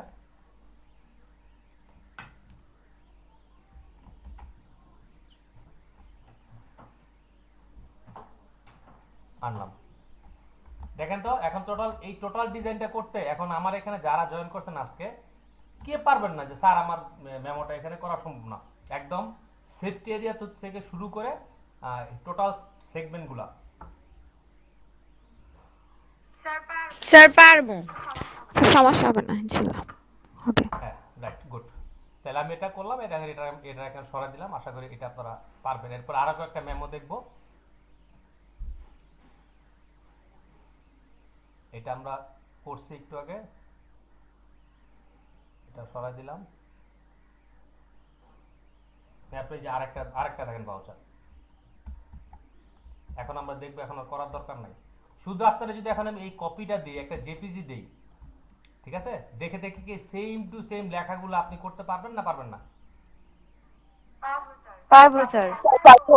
করার সময় শুধু আপনাকে খেয়াল করতে হবে এই ঘরের সংখ্যা কয়টা আছে, মানে উনি যেই ডিজাইনটা আপনাকে স্যাম্পল হিসেবে দিছে, এখানে কয়টা ঘর আছে, আপনি সেম ওই কয়টা ঘর শুধু নিবেন, ঠিক আছে? বলেন। এই যে স্যার, এটা মাপটা কত জানি স্যার, মাপটা লেখি নাই। এই মেমোগুলো নরমালি ডিজাইন হবে বেশিরভাগ সময় বলছি কত, A5। পেপার সাইজ হবে A5, A4 এর অর্ধেক। A4 মানে কোনটা, ক্লাসের প্রথম দিকে আমি একটু সুন্দর করে বলছি, ভিডিওটা একটু ক্লাসের প্রথম দিকে দেখলে বুঝবেন। তারপর A5 হচ্ছে A4 এর অর্ধেক, মানে একটা A4 পেপারে 2 ভাঁজ করলে A5 হয়। এখন A4 পেপার কোনটা, আপনার ফটোকপির দোকানে গেলে আমরা যেই কোনো কাগজ, বড় যে কাগজটাতে প্রিন্ট করি, ওই কাগজটা হচ্ছে A4। ওই কাগজটা যদি আপনি হাতে নিয়ে 2 ভাঁজ করেন, তাহলে যতটুকু থাকবো প্রত্যেকটা ভাঁজে আমরা কি বলবো, নুসরাত বলেন? Sir A5। প্রত্যেকটা ভাঁজকে বলবো A5। আবার যদি একটা A4 পেপারে 4 ভাঁজ করি তাহলে প্রত্যেকটা টুকরাকে কত সাইজ বলবো, এটা উপমা বলেন। এসটি এই উপমা কই, উপমা ঘুমায় গেল নাকি? না স্যার, আমি বলছি সবার আগে আমি বলছি কিন্তু কিন্তু। আমি আত্মশব্দটা স্পেশালিস্ট, তোমার জন্য কানটা মানে এই সজাগরাহী।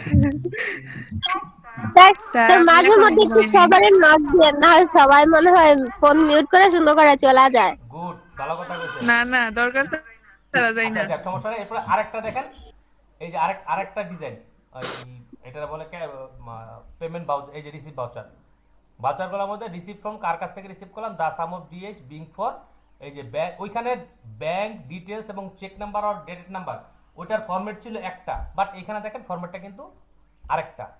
এখানে telephone number, WhatsApp, URL, email, এখানে কিন্তু কোম্পানির নামটা ওইভাবে দেয় নাই, জাস্ট শুধু উনি লোগো ইউজ করছে। এটা তো কোনো আমার ইউই বায়ার, এটা ইউইতে ইউজ হচ্ছে অলরেডি।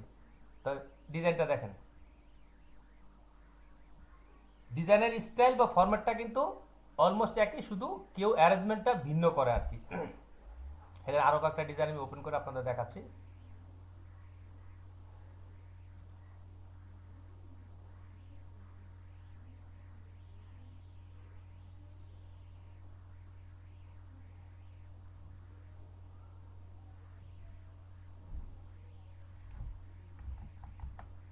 এটা হচ্ছে একটা টেইলার্সের জন্য করা আর কি, টেইলারের দোকানের যে ইনভয়েস, কারণ সবাই তো আমরা কম বেশি টেইলারের দোকানে যাওয়া আসা হয়, ওইখানের জন্য একটা কাজ করা হয়। দেখেন নাহার টেইলার্স, যেহেতু অ্যারাবিক, এখানে অ্যারাবিক ওনার প্রতিষ্ঠানের নাম, এখানে একটা শেপ দিয়ে শেপের ভিতরে জিনিসগুলো করছি, TRR number, number, invoice, dated, ওই যে সেগমেন্টগুলো আপনাদেরকে প্রথমে বললাম না, এটা হচ্ছে ফার্স্ট সেগমেন্ট, এটা হচ্ছে সেকেন্ড সেগমেন্ট, এই যে এই অংশটা, এটা হচ্ছে থার্ড সেগমেন্ট, এরপর হচ্ছে এই যে বাদ বাকি অংশগুলো আগে যতটুকু শিখাইছি ওটা। স্যার মনে হয় বলেন। অ্যারাবিক অনেক ক্লায়েন্টের কাজ আমার করেন, তাই দুবার না একটা স্যার? ক্লায়েন্টই আছে, এই যে আমার ফোল্ডারের নাম দেখলে বুঝবেন। হ্যাঁ, এর জন্য মানে এর আগেও যে আমাদেরকে এই যে ইউই দেখাইছেন ক্লায়েন্ট, অনেকগুলা কাজ এই ছিল। ইউই ক্লায়েন্ট, এর হচ্ছে আমরা শুধু এর জন্য যত ডিজাইন করা এই ফোল্ডারের ভিতর আছে, এই দেখেন এখানে, এর জন্য এই প্রত্যেকটা ফোল্ডারের কাজগুলাই ওনার জন্য করা। সেগুলার আবার ক্যাটাগরি অনুযায়ী ভাগ করা আছে, বিভিন্ন ক্যাটাগরির কাজ আছে, আপনার বুঝতে পারছেন।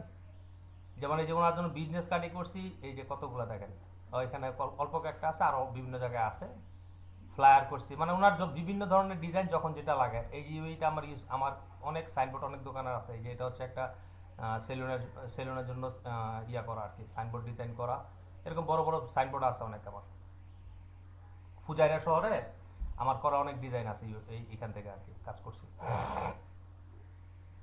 এই যেগুলো সব ওনার জন্য করা। এরপরে দেখেন আমি ল্যাঙ্গুয়েজের জন্য কি করছি, ক্যাশ মেমোর ল্যাঙ্গুয়েজের জন্য কিছু একটা ফাইল বানায় রাখছি, আপনাদের দেখাচ্ছি একটু। ফন্ট লেআউট, এই যে এই cash memo, payment voucher, tax invoice, বিভিন্ন ধরনের জিনিসের জন্য আমাকে অনেক ধরনের লেখা রেডি রাখতে হয়, যার কারণে যাতে আমার মানে খুঁজতে বা কাজ করতে তাড়াতাড়ি হয়। যেমন এইসব জাতীয় ডিজাইনগুলো করতে গেলে buyer sign, VAT 5%, total exclude VAT, এটার অ্যারাবিকটা কি হবে, এই লেখাগুলো সবগুলো আমি এখানে রেডি করে রাখছি। আর এই আমরা যে মেমোগুলো বা ক্যাশ মেমো বা পেমেন্ট ভাউচার ডিজাইন করা, এগুলো কয় ধরনের থাকে, যেমন একটা হচ্ছে ডেলিভারি অর অর্ডার, এটা একটা ভাউচারের নাম থাকতে পারে, ঠিক আছে। তারপরে ট্যাক্স ইনভয়েস, এটা নাম থাকতে পারে, ডেবিট অর ক্রেডিট ইনভয়েস, ঠিক আছে, রিসিপ্ট অর কি পেমেন্ট ভাউচার, তাহলে এই যে নামগুলো খেয়াল রাখেন। ক্যাশ মেমো, ঠিক আছে, তারপর হচ্ছে ট্যাক্স ইনভয়েস, রিসিপ্ট, এই যে ক্যাশ ইনভয়েস অর ডেবিট, তারপরে tax invoice, delivery or order, তারপরে delivery note, receipt or payment voucher, মোটামুটি এই কয় ধরনেরই ভিতরেই আমাদের এই ধরনের ডিজাইনগুলো হয়। এবং এই ডিজাইনগুলোতে কি কি থাকে, serial number, date, description, quantity, unit price, amount, total, advance, balance, fils and DHS, মানে দিরহাম এবং হচ্ছে ফিলস, এটা আমরা বাংলা আমাদের দেশীয় ভাষায় বলবো টাকা পয়সা। তারপর মিস্টার অ্যান্ড মিসেস, রিমার্কস, মন্তব্য, mobile, telephone, shop number, post box number, delivery date, receipt signature, receiver signature, তারপরে signature, sub total, VAT 5%, rate, gross total, তারপর হচ্ছে স্যার এটা বুঝবো কেমনে? আপু এগুলা তো আমরা কিছুই আপু বুঝতাম আমি না, আরবি গুলা আরবির কথা স্যার। আপনাকে বলতেছি না, আমি জাস্ট এইগুলো দেখানোর উদ্দেশ্য হচ্ছে এই জাতীয় ডিজাইনগুলোর মধ্যে কি কি ধরনের মানে সেগমেন্ট বা লেখাগুলো থাকে, জাস্ট আমি এগুলো আপনাকে দেখাচ্ছি। এর অর্থ এই না যে এগুলো সবগুলোতে একটাতে থাকবে। বায়ার আপনাকে যে ধরনের ডেমো একটা স্যাম্পল দিবে, ওইটার মধ্যে যে যে সেগমেন্টগুলো থাকবে আপনি ওইটা ফলো করবেন। যদি সে কোনো ধরনের সেগমেন্ট না দেয়, সরি রেফারেন্স ইমেজ না দেয়, তো ওনার প্রতিষ্ঠানের জন্য কোন মেমোটা লাগবে, যে ওনার কি পেমেন্ট বা রিসিভ ভাউচার লাগবে, রিসিভ ভাউচার হলে কিন্তু এটা এক ধরনের, অথবা ওনার ওই কি বলে ক্যাশ মেমো লাগবে, না ট্যাক্স ইনভয়েস লাগবে, delivery note. Tax invoice, cash memo, delivery note এই তিনটা অলমোস্ট একই ধরনের। এর মধ্যে কি কি থাকে, উপরে নাম, logo, contact address. Second segment যেটা বলছি কি ট্যাক্স ইনভয়েস, না ডেলিভারি নোট, না ডেলিভারি বা অর্ডার বা ওই tax in sorry cash invoice, এটা লিখবেন। মানে দ্বিতীয় সেগমেন্টে এইটা এক পাশ ডান দিকে হচ্ছে ডেট, বাম দিকে হচ্ছে নাম্বার। থার্ড সেগমেন্টে আইসা ওই কার কাছ থেকে মানে ক্রেতার নাম এবং ক্রেতার অ্যাড্রেস তিনটে। 4 নম্বর সেগমেন্টে কি প্রথমে সিরিয়াল নাম্বার, ডেসক্রিপশন, কোয়ান্টিটি, তারপর হচ্ছে রেট, তারপর হচ্ছে কি অ্যামাউন্ট। এটা হচ্ছে কমনলি। এরপরে যদি কোনো একটা সেগমেন্ট বাড়তি বা কমানোর দরকার হয় এটা বায়ার বলে দিবে। আপনি এইগুলা সেগমেন্ট দিয়ে প্রথমে তার একটা ডিজাইন করে দিবেন, তার প্রতিষ্ঠানের নাম দিয়ে একটা ডিজাইন করে দিবেন। দেওয়ার পরে তার যেগুলো এডিট লাগবে, কোনো সেকশন যোগ করা, কোনো সেকশন বিয়োগ করা, এটা উনি আপনাকে বলে দিবে। সেটা তো আপনাকে প্রথমে বললাম। কিন্তু আপনার যেটা মানে করণীয় বা দক্ষতা সেটা হচ্ছে এই যে আপনাদের একটু আগে ঘরের সংখ্যা বাড়াইলাম, যদি এরকম বাড়াইতে বলি কমাইতে বলি সেটা আপনারা সবাই পারবেন। এটা তো গেল ঘরের সংখ্যা। এখন যদি বলে সেগমেন্ট, এই যেমন কি বলে ইনভয়েস, প্রথমে সিরিয়াল নাম্বার, পরে আছে ডেসক্রিপশন।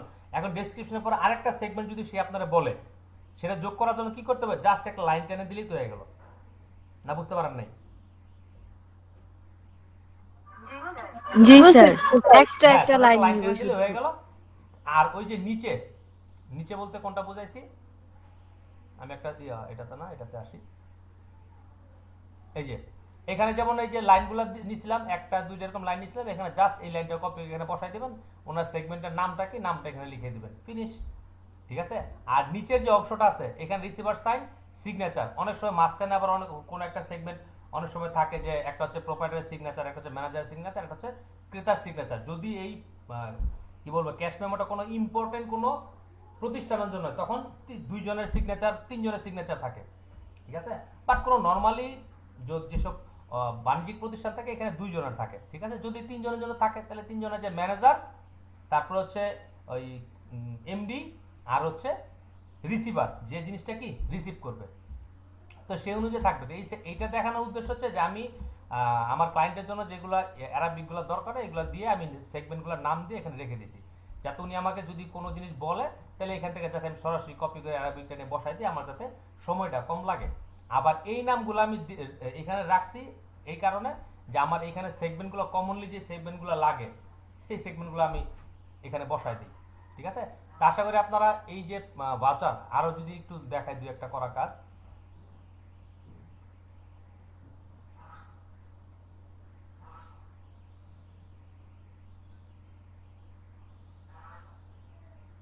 এই যে আরেকটা ডিজাইন দেখেন।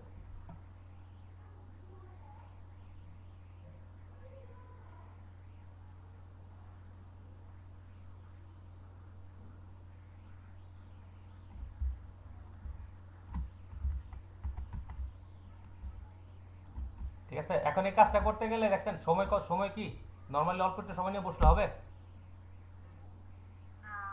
না এই যে এই না সেকশনটা স্যার। এই স্যার। সেকশনটা করতে গেলে আমাকে যথেষ্ট জি। সময় লাগবে, কারণ এইখানে লেখাগুলো লিখতে হবে, তারপরে মাঝখানে অ্যালাইনমেন্টগুলো করতে হবে। লেখা ঠিক আছে। বেশি। বাট কারণ অ্যালাইনমেন্ট এবং স্পেসিং ছাড়া কি এই যে ছোট জায়গাগুলো কি দেখতে ভালো লাগবে?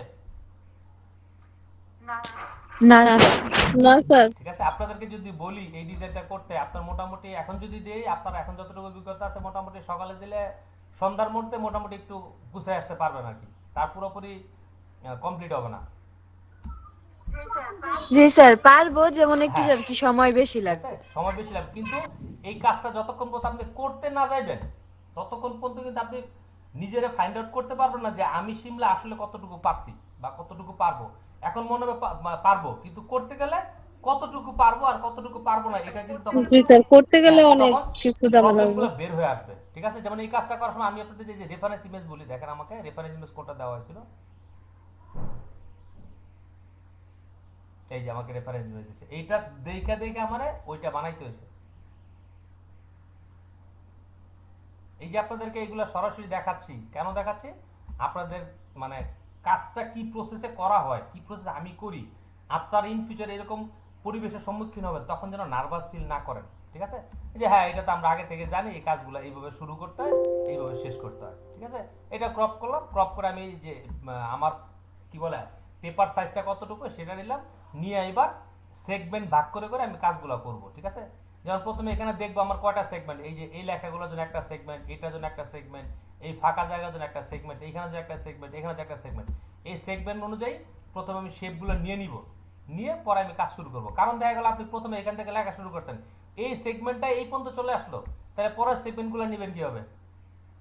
এই জন্য প্রথমে আমি সেগমেন্ট বা এরিয়া ভাগ করে নেই, মানে এই ডিজাইনটার ক্ষেত্রে এরিয়া ভাগ করে নিব, এই অংশটুকুর জন্য একটা লাইন টেনে নেব, যে এখানে প্রথমে সেফটি মার্জিন নিব, নিয়ে পরে এখানে বসাবো। ঠিক আছে, বসা। আচ্ছা, এখন বলতে পারছি সেগমেন্টগুলো কতটুকু এটা বুঝবো কিভাবে? প্রথমে আমি মনে করেন এটা আমি ক্রপ করি,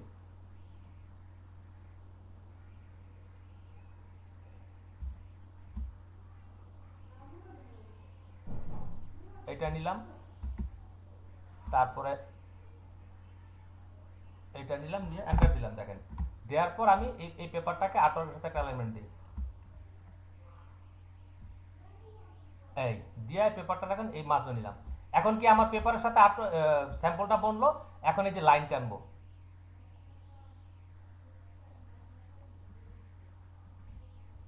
ফার্স্ট সেগমেন্টের জন্য এই উপর থেকে এতটুকু জায়গা, এটার আমি একটা স্ট্রোক দিলাম। সেগমেন্টের জন্য এইটুকু জায়গা, থার্ড সেগমেন্টের জন্য এইটুকু, মানে এই যে মাঝখানে একটা শেপ আছে, পরে আবার এইখানে একটা লাইন দিলাম, তারপরে এইখানে একটা লাইন দিলাম, তারপরে এই যে এখানে একটা লাইন দিলাম।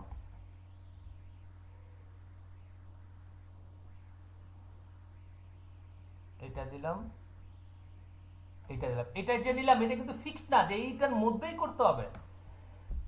এটা জাস্ট ভার্চুয়ালি একটা নিয়ে আমি কি কাজটা শুরু করলাম। এখন এই পেপারটা সরাই দেন।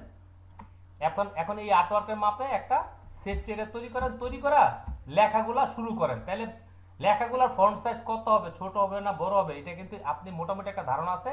এই লেখাগুলা এই এরিয়ার ভিতর শেষ করতে হবে। ঠিক আছে, এই লেখাগুলা এই এরিয়ার ভিতর শেষ করতে হবে।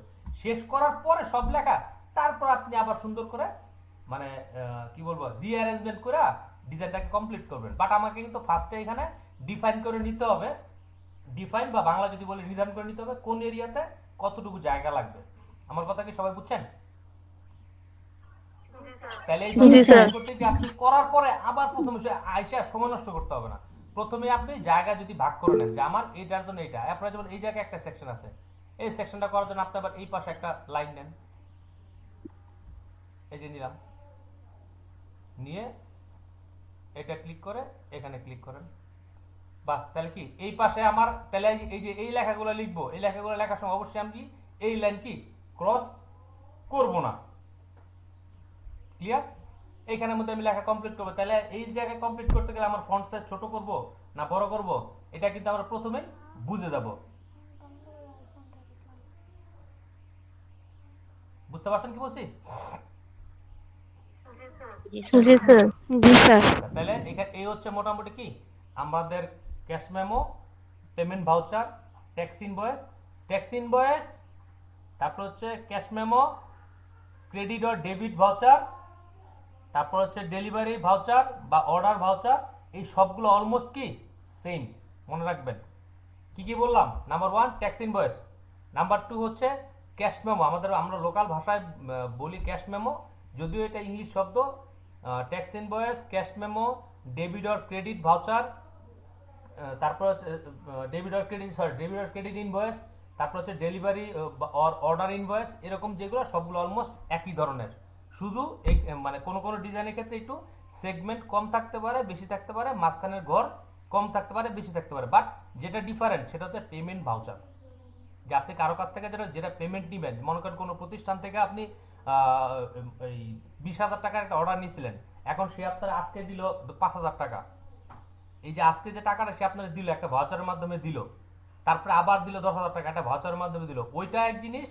আর এই যে মেমোগুলো এটা কি আরেক জিনিস। পার্থক্যটা কি সবাই বুঝতে পারছেন?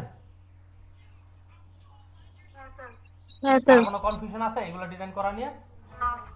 না না স্যার। ঠিক আছে, তাহলে আমরা যখন এই ডিজাইনগুলো করব সবসময় সেগমেন্টটা খেয়াল করে নেব যে কোন এরিয়াতে কোন এরিয়ার জন্য লেখা কতটুকু এবং জায়গা কতটুকু, এটা ভাগ করে নিয়ে কাজ করা শুরু করবো। তাহলে আমাকে মানে ঝামেলা পোহাতে হবে কম। বুঝতে পারছেন? আচ্ছা, তাহলে আজকে ক্লাস এতটুকু রাখতেছি। আরো কিছু করতে চাইছিলাম, যেহেতু এখন হয়তো আপনাদের ওইটা দেখাইলে এটা যতটুকু বুঝছেন এটা আপনাদের মানে মাথায় থাকবে না, যেহেতু এটা টোটালি নতুন করলাম তো। ওকে, কার কোনো কনফিউশন থাকলে কোশ্চেন করেন যে স্যার আমি এই জিনিসগুলোর মধ্যে এই জায়গায় আমার একটু কনফিউশন আছে। স্যার এখন স্যার কোনো কনফিউশন নাই, করতে গেলে হ্যাঁ স্যার করতে গেলে যদি একটু সমস্যা আমি হয়। এখানে ছবি দিয়ে রাখবো দুইটা, কালকে ক্লাসে আপনারা আপনাদের সময় মতো যে কাজ শুরু করে দিবেন। আমার 10 মিনিট আগে লাগুক 10 মিনিট পরে লাগুক, আমি তো আমার